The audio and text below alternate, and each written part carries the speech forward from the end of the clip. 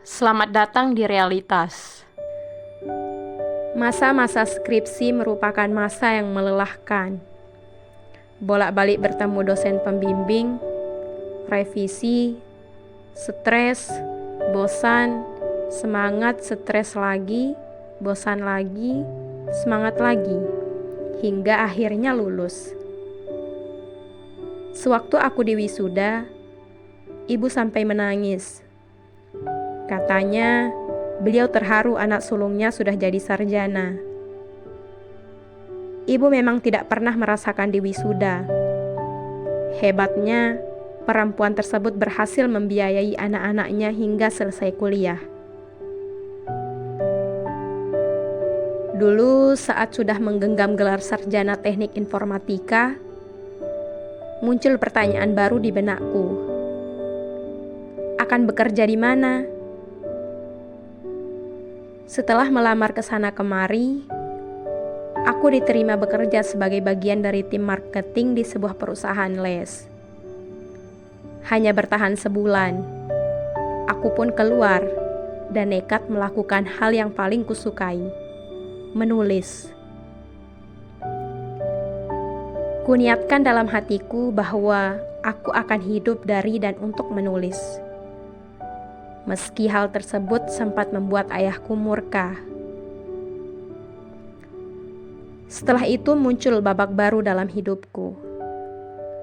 Dari mulai menjadi wartawan lepas, pengembara, pegiat kopi, penulis buku, hingga akhirnya aku menjadi diriku yang sekarang. Apapun itu, prinsipku adalah jika memang tertarik, jangan ragu untuk terjun langsung. Contohnya, aku pernah bertugas menulis naskah film dokumenter tentang sejarah daerah timur. Sementara sahabatku bertugas merekam gambar. Aku tetap mengikuti dia merekam ke sana sini, supaya bisa sinkronisasi video hasil besutannya dengan tulisanku. Terjun langsung bukan berarti ngerecokin. Terjun langsung berarti mempelajari secara langsung, bukan berdasarkan data-data belaka. Hasilnya, aku jadi menghargai proses, sekaligus belajar tentang hal-hal baru. Dan mengetahui hal-hal baru tentu tak akan membuat kita rugi. Sayangnya, banyak orang mengeluh saat diminta tolong menjadi A, karena merasa job desk-nya hanya B. Padahal, bukankah saat kita dipercaya melakukan lebih dari satu pekerjaan, itu tandanya kita dianggap mampu? Bukankah itu menjadi nilai plus untuk diri kita sendiri? Siapa tahu nilai plus ini memberi kita jenjang karir yang lebih cemerlang. Banyak sekali pelajaran yang tidak pernah kudapatkan di kampus, malah kudapatkan ketika sudah terjun langsung di dunia nyata. Salah satunya adalah bertahan hidup. Karena pada akhirnya, apapun disiplin ilmu yang kita pelajari, yang terpenting adalah bertahan hidup. Syukur-syukur kalau bertahan hidup sambil mempertahankan idealisme. Syukur-syukur lagi kalau bertahan hidup sambil meraih mimpi. Beradaptasilah. Hidup ini keras. Buktikan dirimu kuat. Yang membedakan pemenang dengan pecundang hanya satu. Pemenang tahu cara berdiri saat jatuh. Pecundang lebih nyaman tetap ada di posisi jatuh.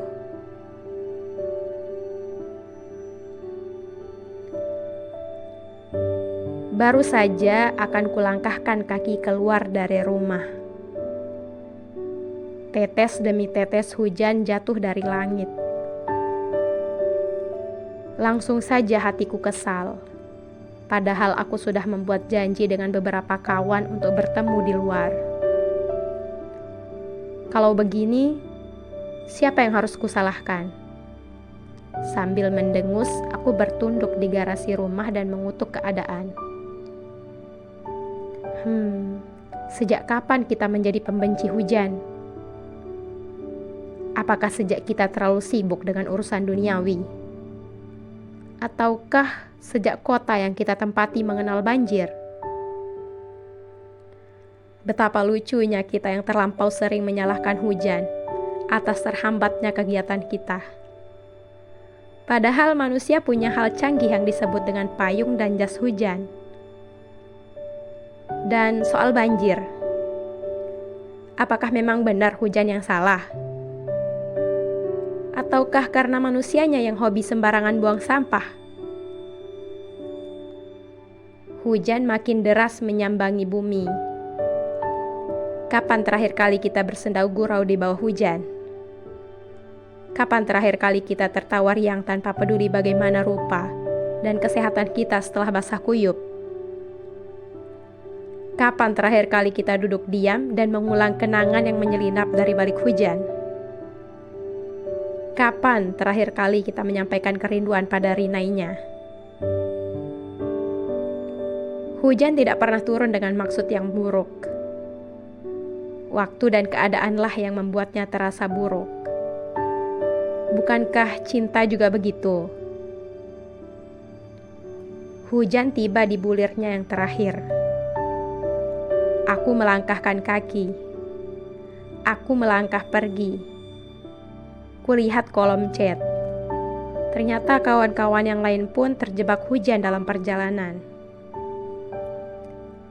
Rasa kesal menguap bersama genangan air yang terbawa mentari. Jadi kami semua sama-sama terlambat. Aku tertawa sendiri. Kadang sesuatu yang terbaik datang tidak tepat waktu. Setelah kita puas bercengkrama dengan rasa kesal dan rasa sesal terlebih dahulu, bukankah cinta juga begitu?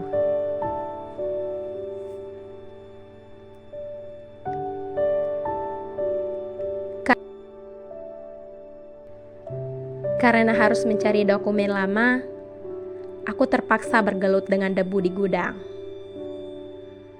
Kardus-kardus tertumpuk menimpa map dokumen yang ingin kuambil.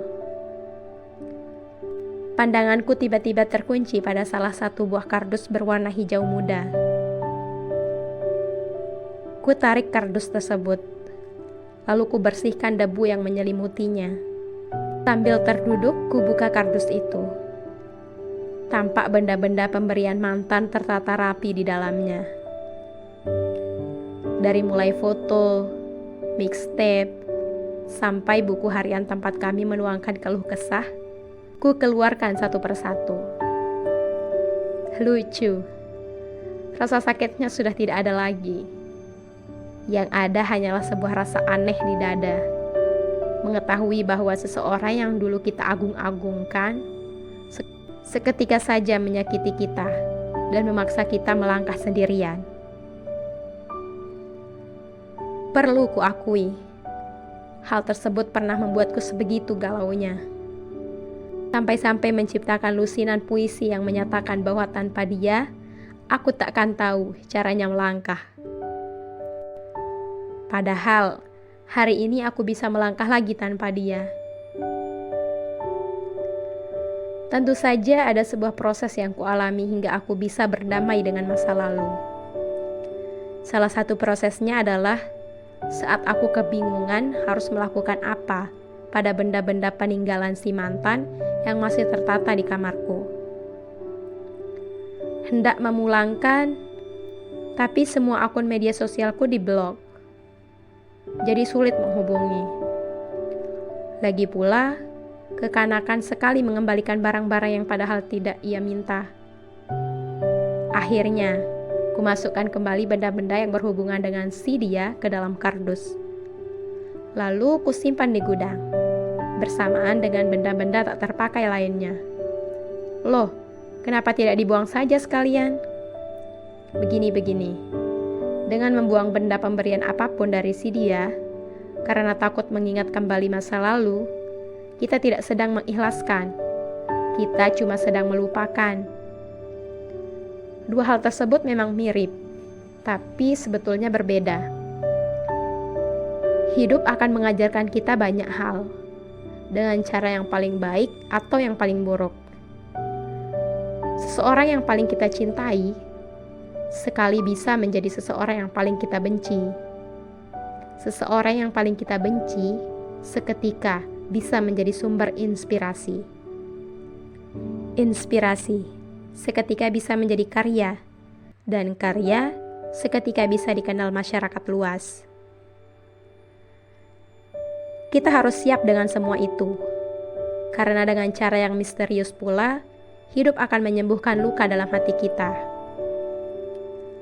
Kelak, saat hatimu sudah sembuh, buka lagi kardus tersebut. Lihat kembali benda-benda peninggalan si dia. Akan ada lagi masanya dirimu memandang benda-benda tersebut sebagai objek yang biasa saja. Bahkan bisa membuatmu tersenyum lega, mensyukuri posisimu saat ini yang sudah tidak lagi bersama dia.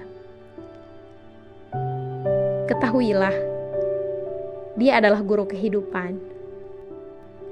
Melalui rasa sakit mendewasakan kita, mengajarkan kita agar menjadi manusia yang lebih baik untuk pasangan kita hari ini.